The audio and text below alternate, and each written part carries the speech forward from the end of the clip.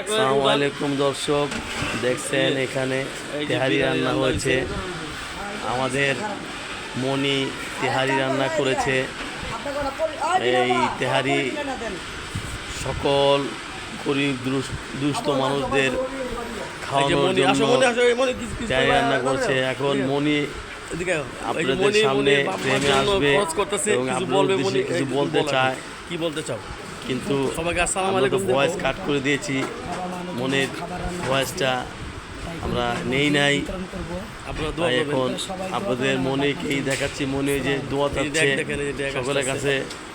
আর দেখেন ওই যে আরব বসে রয়েছে, আরব না এটা রিয়ান, ওই যে হুন্ডার উপরে বসে রয়েছে।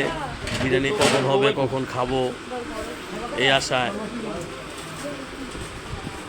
তো সবাই ভালো থাকবেন। সবাইকে আসসালামু আলাইকুম, শুভরাত্রি।